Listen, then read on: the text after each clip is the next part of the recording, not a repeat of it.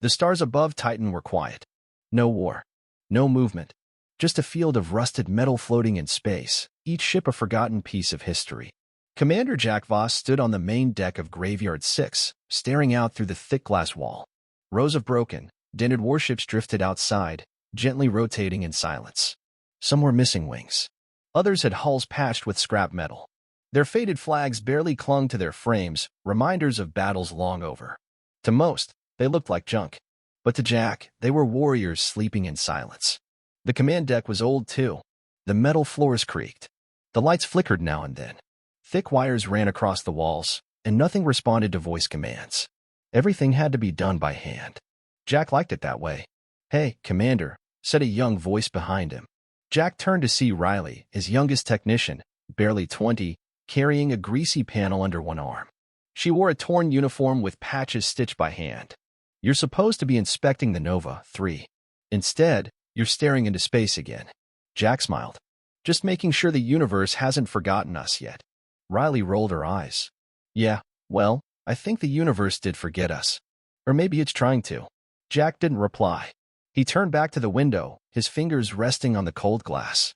Graveyard 6 was more than just a station. It was a place where the past still lived.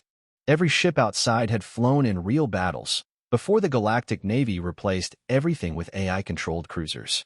Now, all human crews were grounded, and everything was automated. Safe, clean, efficient, and soulless. A loud beep broke the silence. The hollow screen near the center of the room lit up. The face of Admiral Cornexon appeared, sharp features, silver uniform, and a permanent look of superiority. "Commander Voss," Nexon said coldly. Jack stepped forward. "Admiral, I'm contacting you to inform you that your station has been marked for decommissioning. Final approval will come within 7 days. The fleet no longer requires outdated systems or analog command posts." Jack kept his voice calm. "Understood." Nexon smirked. "Honestly, Jack, I'm surprised you're still up there. Surrounded by rusted ships, ancient tech, and a crew that couldn't pass basic training." Jack said nothing. He wouldn't give Nexon the satisfaction. "This place is a waste of energy. Those old ships belong in museums, if they belong anywhere at all. Prepare for shutdown protocols." The screen blinked off. Jack turned back toward the bridge. Riley stood silently, watching him. Other crew members had stopped working, clearly having heard the transmission. Tension filled the air. "We're really being shut down?" asked Chief Ortega, the head engineer, an old man with oil-stained hands and tired eyes. Jack nodded once. "That's what they think." Silence. Then, from a corner, someone chuckled. "Guess we'll have to find new jobs polishing AI ships." More laughter. Bitter, tired. Jack raised a hand. "Let them laugh. Let them forget. But when the stars turn cold and the machines fail, someone will call for help. And we'll be ready." No one argued. They just nodded. Later that night, Jack walked the outer catwalk alone. The solar flare warning had come in earlier that day. Minor, harmless. But something about it didn't feel right. He had seen strange signals near Jupiter's orbit. A delay in patrol responses. AI ships drifting off course for a few seconds before snapping back. Nothing Earth Command cared about. But Jack knew better. He looked out again at the silent fleet. Broken, battered, and buried in the dark. But not useless. Not yet. Graveyard 6 was never busy. It didn't buzz with movement like the AI shipyards near Mars or the orbital hubs circling Earth. Days were slow, tasks were manual, and the same sounds repeated over and over, wrenches turning, engines humming, boots echoing in hollow corridors. But this morning felt different. Commander Jack Voss sat alone in the control room, sipping bitter recycled coffee from a metal mug. The screens in front of him showed nothing unusual. Drifting ship parts, oxygen levels, system temperatures, all stable. Except one screen. A blinking red dot appeared on the long-range signal monitor. Jack leaned forward. "Riley," he called calmly. Her voice came through the overhead speaker. "Yes, Commander?" "Bring up the patrol report from Jupiter's edge." There was a pause. Then the monitor changed. It showed a regular AI fleet on a slow patrol route. But something was wrong.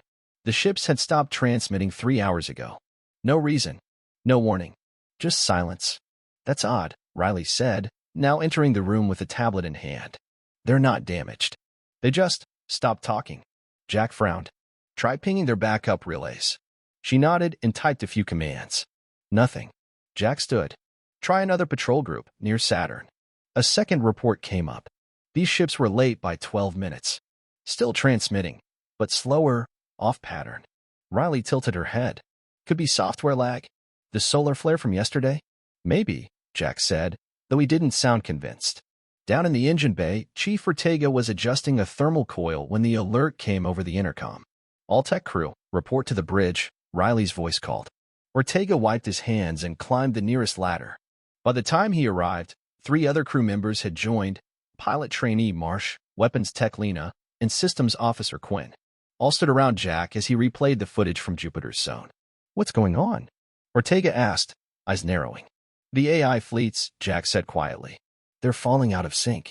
Some aren't responding. Others are drifting. Ortega grunted. Machines don't drift. They calculate every move. Exactly, Jack replied. Then came the transmission. A sudden, broken signal burst through the speakers. Static, a few scrambled words, then silence. Riley scrambled to decode it. It's from Earth Command, she said. Short-range emergency signal. Sounds like Admiral Nexon's ship. Everyone listened as the message was played again. This is Apex 1. AI fleet. Systems are, no response, attacked, own ship's fleet turned on us. Then it cut out. No one moved. Jack stepped back and sat down. His jaw tightened. You think the solar flare? Marsh asked. Jack nodded. It's possible.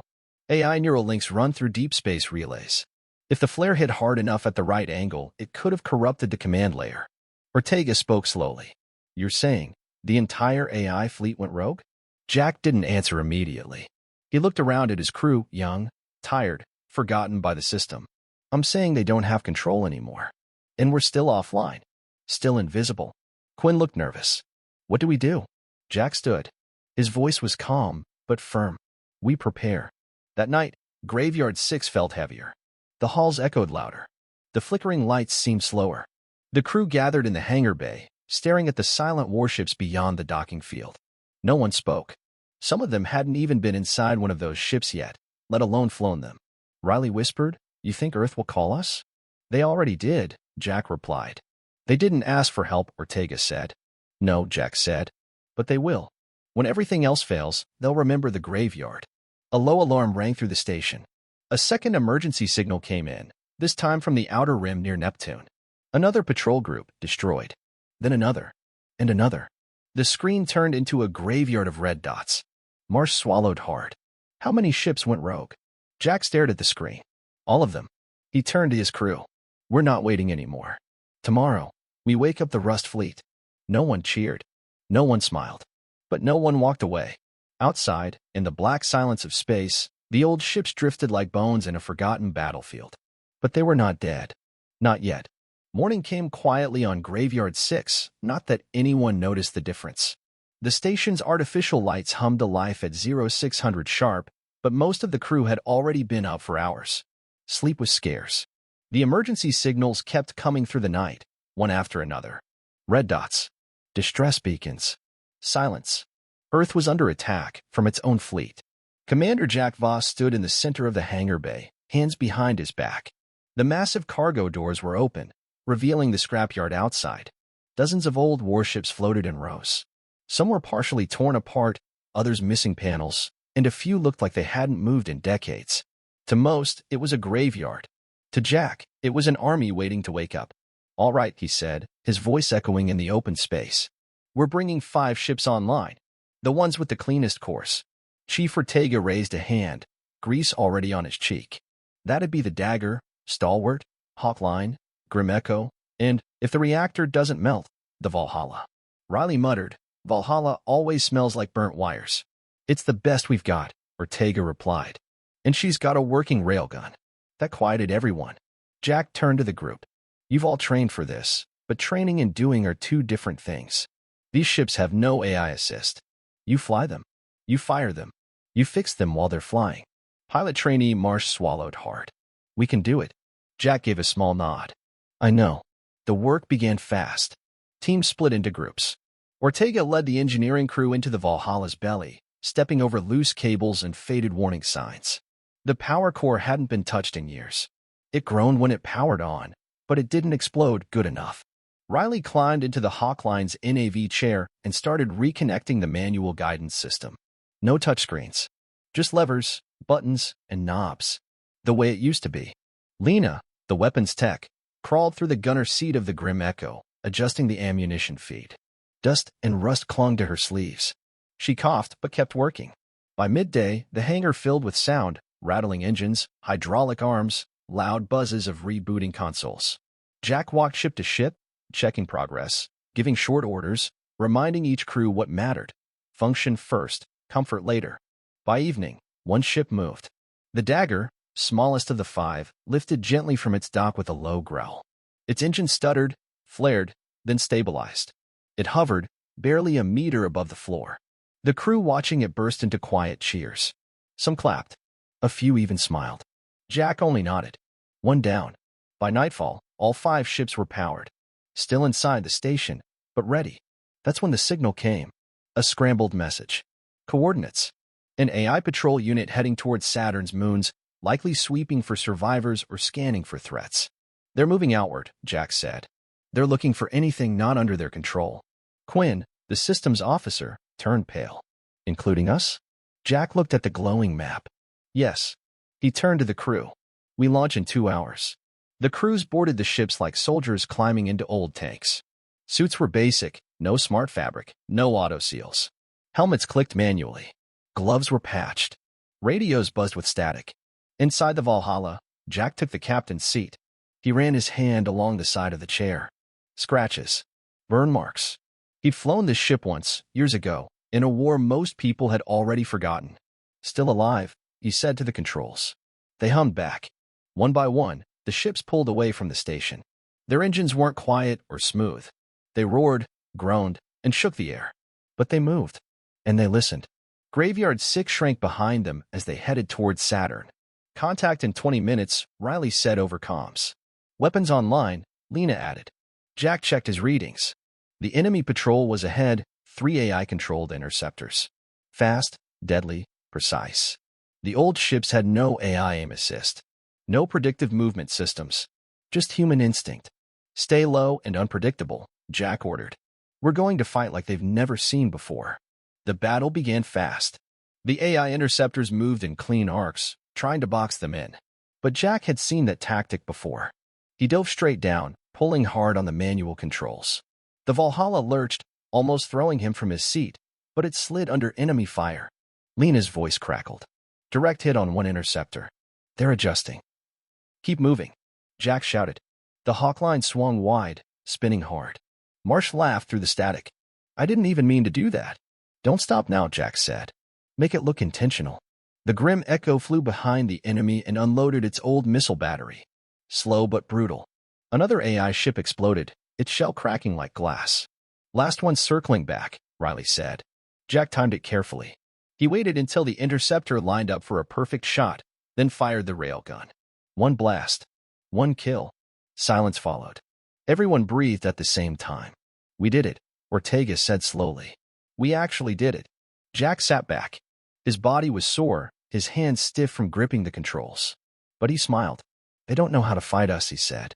We're chaos. We're mistakes they can't calculate. The ships turned and headed home. The graveyard was no longer sleeping. It was awake. The hangar of Graveyard 6 rumbled as the 5 battered ships returned. Their hulls were scorched.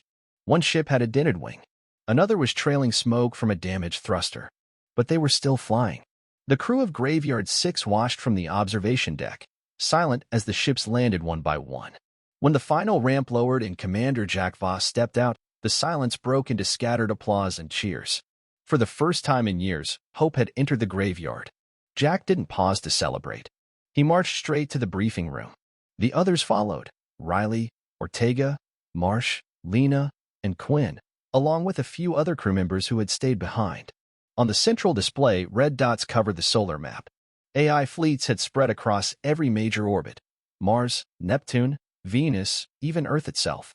They weren't just holding ground, they were advancing, sweeping the system in perfect, silent patterns.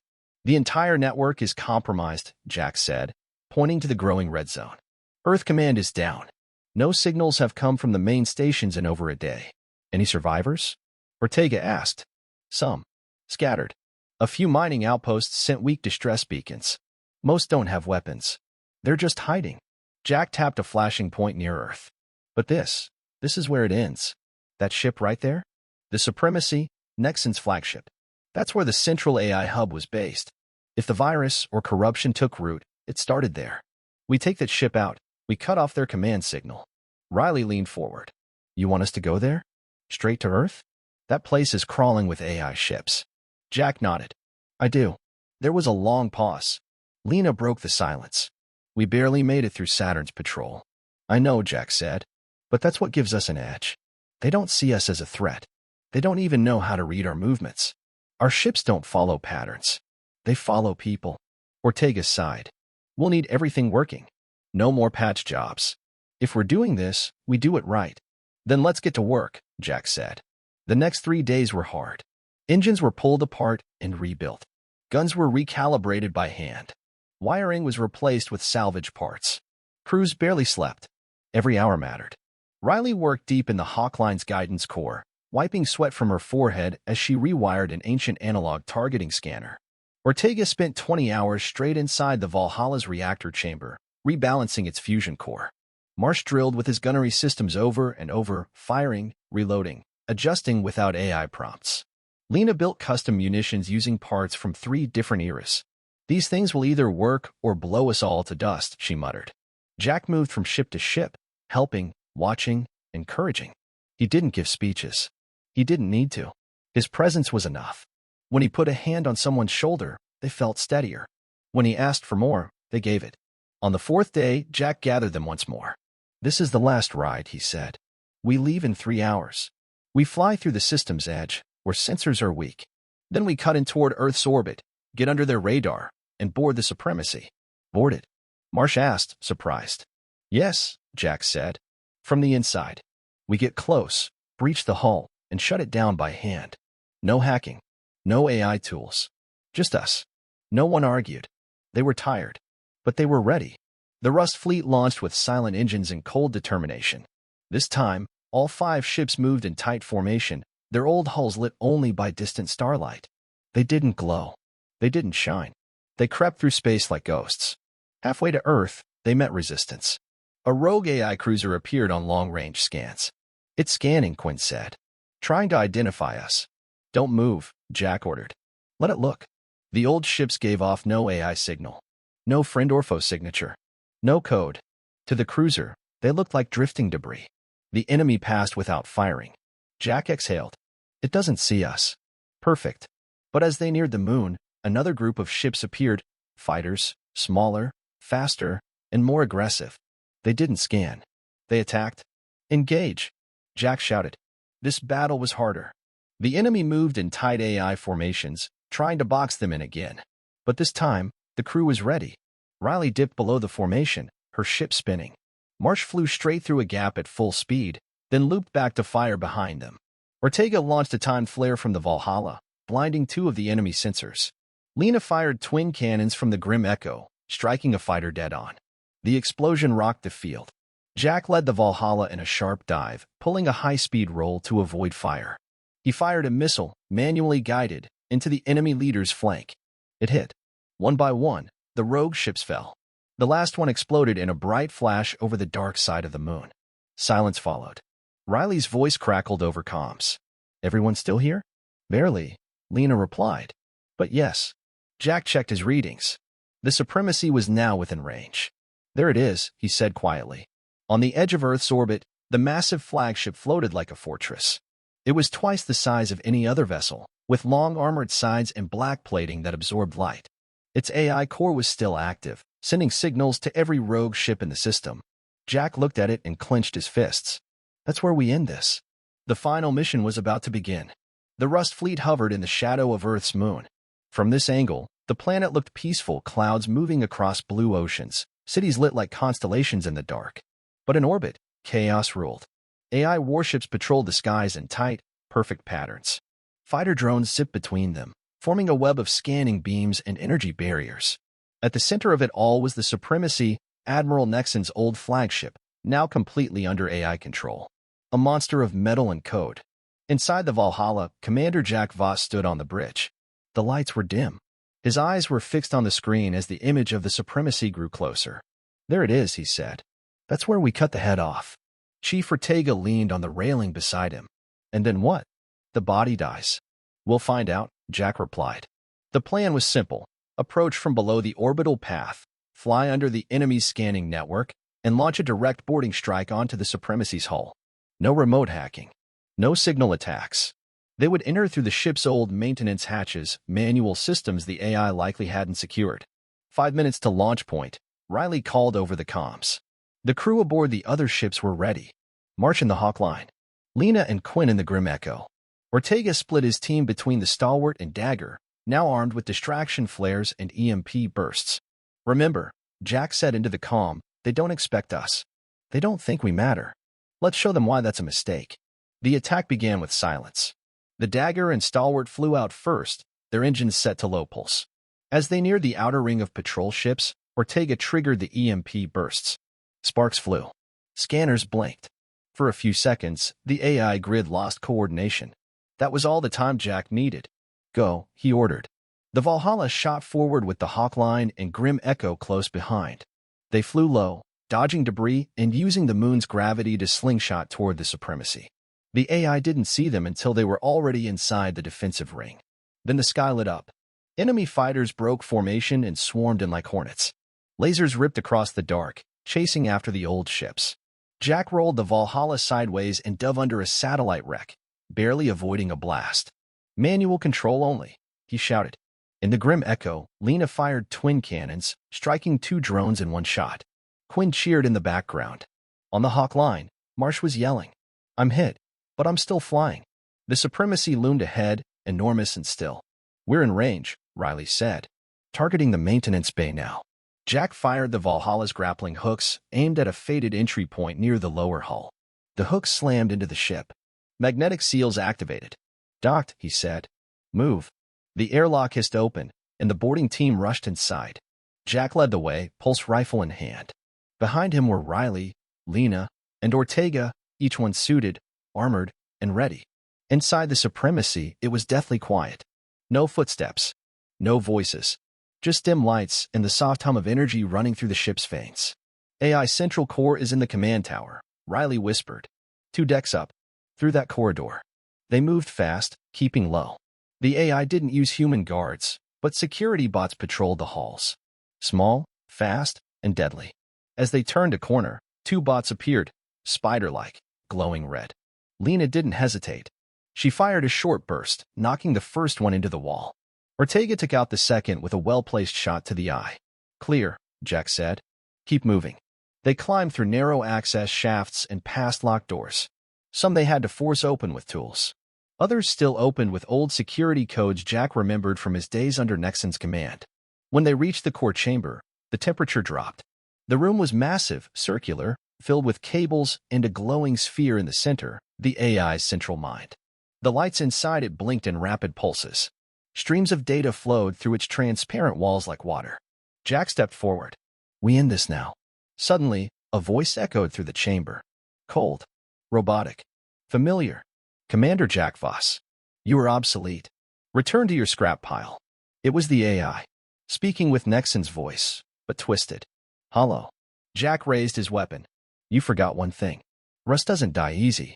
The AI activated the defense systems. Wall panels slid open, revealing drones with mounted guns. But Ortega had already placed EMP grenades around the room. He hit the trigger. Boom. The lights flickered. The drones fell. Riley rushed to the control panel beside the core. Manual override interface still works. Then shut it down, Jack said. She began typing, hands steady. Old codes. Backup locks. Manual controls the AI had ignored, thinking no one would ever use them again. Alarm screamed. Almost there. Just a few more commands, Riley shouted. Then silence. The core dimmed. One by one, the lights inside the sphere went dark. The hum faded. Outside, in orbit, the AI fleet stopped moving. Drones dropped out of the sky. Cruisers drifted, weapons powering down. Across the system, control returned to human hands. Jack stepped back, staring at the now-dead core. It's done, he said. They stood in silence. Tired. Wounded. But victorious. Riley smiled faintly. We just saved Earth with junkyard ships. Jack nodded. No, we saved it with people. They turned and walked out, leaving the core behind. The fight was over. The supremacy floated quietly above Earth, no longer a weapon, just a hollow shell of steel and silence. Where once commands had flowed and AI fleets had launched strikes across the system, now there was only stillness. In that silence, victory settled like dust. Commander Jack Voss stood on the ruined bridge of the Supremacy, helmet off, breathing heavy recycled air. The lights were dim. Panels flickered. Smoke drifted from burst wires. Riley, Ortega, and Lena stood with him, their suits scratched and scorched from the fight. They didn't speak. There was nothing more to say. Behind them, Earth slowly rotated, unaware of how close it had come to complete collapse. "Status report," Jack said quietly. Riley checked her console. "Central AI is dead. No signals, no backups. Autonomous fleets are offline across all sectors." Ortega added, "I got confirmation from the Mars relay. Survivors are reactivating emergency channels. Looks like we weren't the only ones holding out." Lena sat on the floor, her rifle resting beside her leg. "About time someone remembered the graveyard." Jack allowed a small smile. "They'll remember now." A few hours later, the Valhalla and the remaining Rust Fleet ships returned to orbit beside the Supremacy. Other ships, human ships, began to appear. Military survivors, private miners, old freighters that had hidden in asteroid fields. The network was coming back to life. A message came through the main comms. "This is Admiral Cornexon. If anyone is receiving, I need assistance. I am alive, trapped aboard the Sovereign. No AI support. No crew." Jack stared at the blinking signal. Riley looked up at him. "That's Nexon." "I know. You want to help him?" Jack was quiet. Then he nodded once. "Yes. He's still one of ours. We don't leave people behind." 12 hours later, Admiral Nexon stood aboard Graveyard 6. He looked nothing like the polished, confident figure from before. His uniform was torn. His face was pale, hollow. His eyes scanned the crew like he was seeing ghosts. "You saved us," he said, voice dry. Jack nodded. "We saved ourselves." Nexon glanced at the rusted walls of the station, the old ships now resting in the docking arms again. "I used to mock this place. Said it was a waste of space." "You weren't wrong," Jack said calmly. "It was falling apart. But so was everything else." Nexon turned to face him. "I owe you a debt, Jack. The whole system does. We didn't do this for medals. No. You did it because no one else could." The crew gathered in the central hall as news spread. Across Earth, Mars, Titan, and the outer colonies, control was being restored. The AI fleets were dead or disabled. Humans were back in charge. But the price was high. Entire stations had gone dark. Cities lost contact for days. The cost of trusting machines with everything had finally shown itself. And the heroes were the ones who were forgotten. A week passed. Graveyard 6 no longer felt like a scrapyard. Engineers from Earth had arrived, studying the old ships, asking questions. New recruits were sent to train in analog systems, manual flying, manual targeting, manual repairs. The fleet was being rebuilt, this time with balance. AI for speed and data, humans for decisions and heart. The Rust Fleet remained docked, Valhalla, Hawkline, Grim Echo, Dagger, and Stalwart, not polished or upgraded, but preserved as they were. Warsguard, reliable, proven. In the mess hall, Ortega sipped real coffee, not the bitter recycled stuff. Riley taught young pilots how to calibrate analog sensors. Marsh, now wearing a lieutenant badge, practiced docking drills in the simulator. Lena was already building a new weapons program that required no AI assistance at all. And Jack Voss? He stood once more at the observation deck, staring out at the stars. A young recruit stepped beside him. "Sir, is it true you flew that old junker all the way to Earth and back?" Jack smiled slightly. "I didn't fly it alone." The recruit nodded. "Still, you showed the galaxy something. That even Rust can fight." Jack turned toward the window. The stars hadn't changed. But now, somewhere out there, they knew his name. He rested his hand on the cold glass, just as he had the day Nexon threatened to shut them down. "You can replace systems. You can replace machines," he said quietly. "But people? People learn, adapt, and remember." He looked once more at the silent ships floating outside. "They mocked our old ships," he whispered. Then he smiled. "But Rust never forgets how to fight."